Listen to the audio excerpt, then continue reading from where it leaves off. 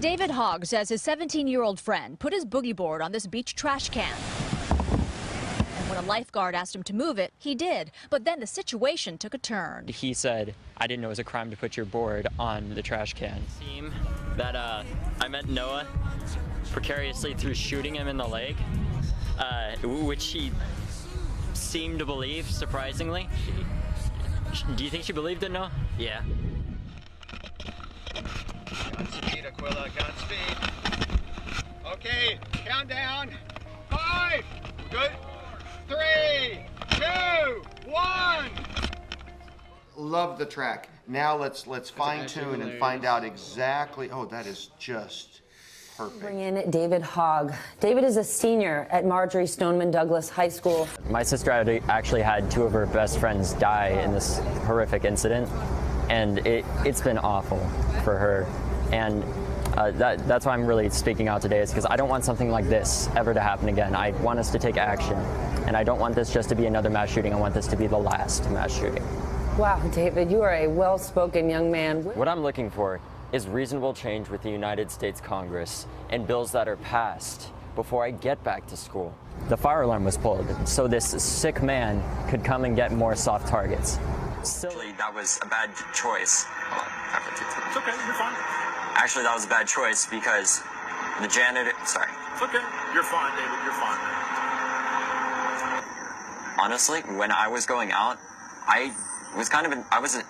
My father's a retired FBI agent. My father's a retired FBI agent, and the FBI are some of the hardest working individuals I've ever seen in my life. Just a few weeks ago, the FBI was told all about Nicholas Cruz, from his gun ownership to his desire to kill people to the potential of him conducting a school shooting.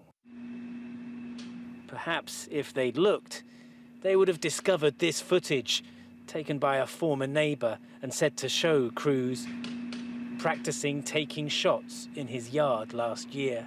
As we were walking the whole class together, I actually was speaking to the suspect, Nicholas Cruz.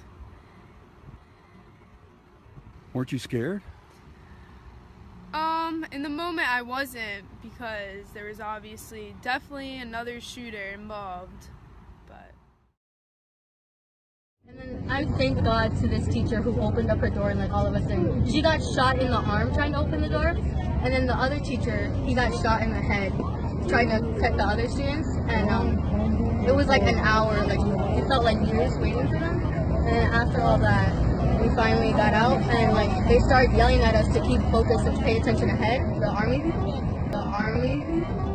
because they didn't want us to see the bodies that they hid in the corners. They were putting mats over them so we wouldn't see them. So I was doing an assignment for my Holocaust class. So I took a book. It was a tiny book, but I took a book and I held it up. And I believe maybe the book kind of deterred some of the bullets. So it didn't hit me so badly. Survivors of the Marjory Stoneman Douglas High School massacre are mobilizing with a message for their elected officials. Enough is enough. The students there are demanding that lawmakers take action on gun control so students can be safe at school. It's now 4 days after the shooting. Tell me your feelings today.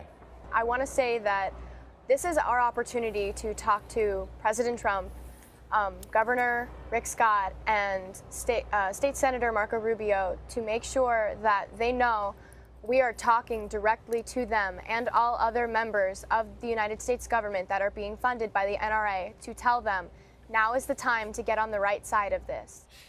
Because we keep telling them that if they accept this blood money, they're against the children. They're against the people who are dying.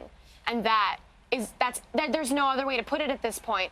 You're either funding the killers or you are standing with the children who have no money. This is a terrible day for Parkland, Broward County, the state of Florida, and the United States. So this is catastrophic. There really are no words. In the wake of yet another senseless shooting, celebrities are sending their condolences to those affected by the tragedy in Parkland, Florida. And Ellen tweeted, "No words, no actions, no laws are enough until we end this epidemic of school shootings in our country.